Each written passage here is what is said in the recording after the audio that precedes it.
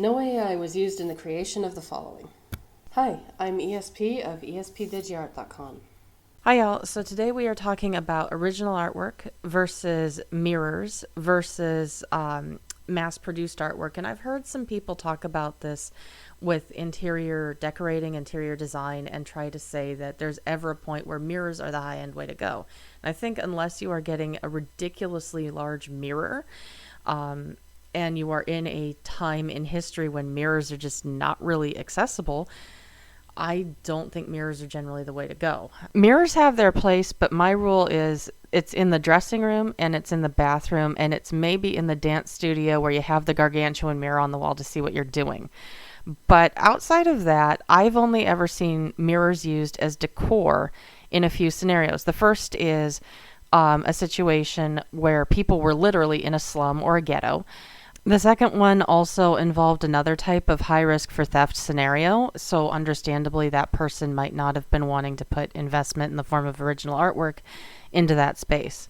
And then the third one that I have actually seen and think is a completely understandable thing is when you have mirrors as a part of something like a sculpture piece or a diorama, some other type of artwork, but they're not a standalone thing. It's not just like you've got a frame with a mirror in it and that's all you've got.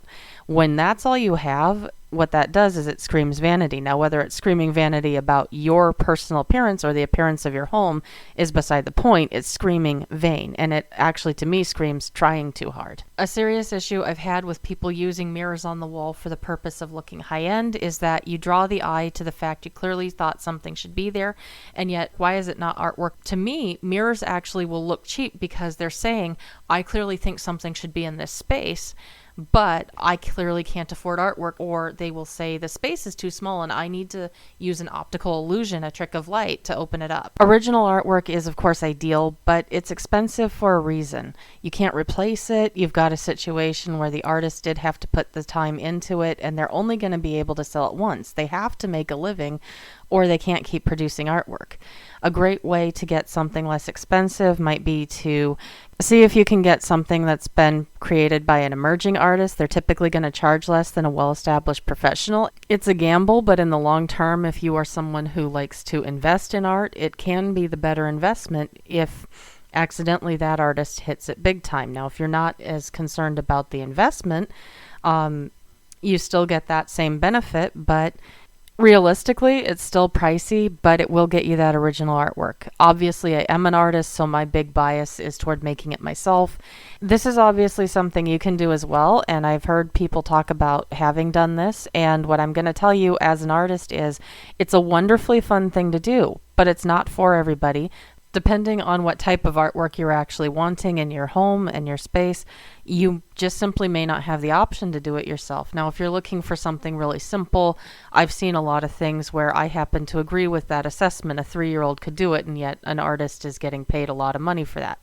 But I've also seen people make that assessment about things and then find out upon attempting to draw that same type of picture, maybe not the exact same thing, but the same type of picture, that boy were they wrong. And I've even made this mistake myself. Now usually with me it doesn't manifest as the idea that, oh, some little kid could draw that, but it's the same type of principle. It's the question of, do I have an appreciation for what it took another artist to learn that particular skill set? And there's nothing like trying it and drawing a bad picture or painting a bad picture to help give you that appreciation. And for me, sometimes doing that will actually cause me to learn something or see something and bring something of that experience back into my own artwork. So that results in growth for me as an artist. But when you're looking to do this for your home, you're dealing with a little bit of a different situation. You're not looking to grow as an artist. Now, it might still give you a better appreciation for what you're getting if you ever do go out and spend money on professional artwork.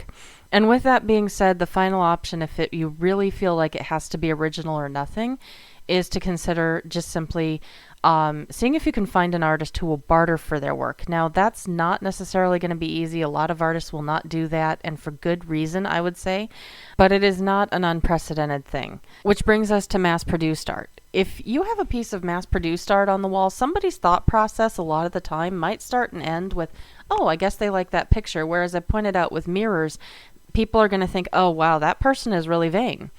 If you're specifically looking to support independent artists and don't want to risk supporting a large company, first of all, if an artist is getting things printed, chances are there's a large company involved. However, what you can do is check out the question of what is that artist's experience with this large company. So a great way to do this is just pretend for a moment that you are an artist and actually walk through the process that they would walk through when getting set up with a print-on-demand company, or at least part of it. You can find things in whatever terms of service are specialized for sellers or artists or designers, whatever they're calling the people who are selling through them. Things to look for, obviously, are just simply that they're not employing the artist. They're just simply offering a service to them. You want to see evidence that the artist is selling through this place, not that they're selling to this place. So if they're selling their time, that's a red flag. You don't want to be supporting that. If they're selling their art to this place, that's also a concern. You want to see that the artist is retaining their rights to this work.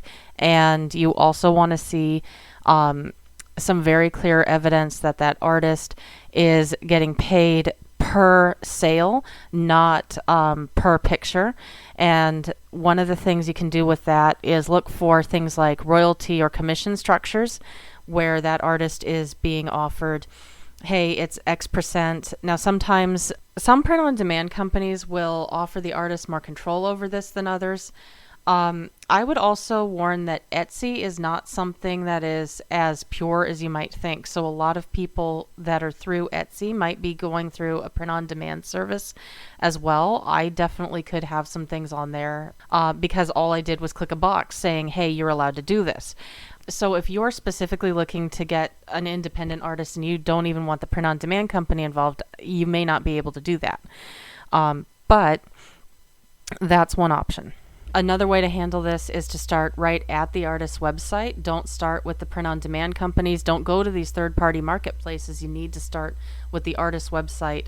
The information on their website will help determine if they are in fact an independent artist who's just getting third parties to fulfill their orders versus someone who is actually working for another entity and maybe not truly an independent artist. Now, that's not going to be possible in every case because a lot of artists are actually operating out of a different part of the brain than the tech-savvy people and the business-savvy people will tend to. But if you can find their website, that can be a resource to help you determine what is going on there and if you will, in fact, be supporting the independent artist versus supporting another party in the process of buying that art. The other objection I've heard is, hasn't everybody seen this before? Won't they know? Doesn't it look cheap? And doesn't everybody and their brother have this in their house? If you go to the online marketplace instead of your local store, one of the upsides to this is that for an artist who is selling online to sell the exact same number of pieces as, say, your local retail store mostly probably has sold things to people within a 50-mile radius.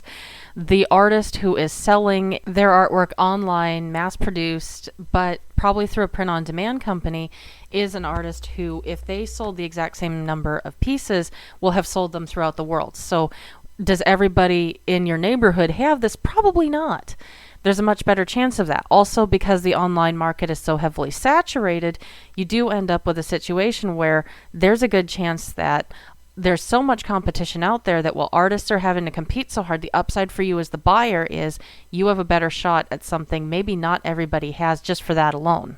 Now, can absolutely everybody get it? Well, yeah, and I can't help you with that problem. But my point is, if you're looking to set yourself a little bit apart, going online might be a better solution. One of the options some print-on-demand companies will give is to arrange for things to be accessible only through a direct link that maybe the artist isn't sharing anywhere but through their website. So you might be able to get something that's a lot less accessible to the general public. It's still something everybody can get to, but again, it's a lot harder to find.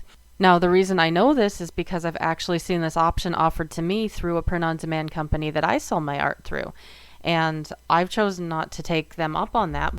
As to the question, does it make your space look cheap to use mass-produced artwork? I just gave you some options that will help you find some things that will be less overtly mass-produced while still getting the mass-produced price tag.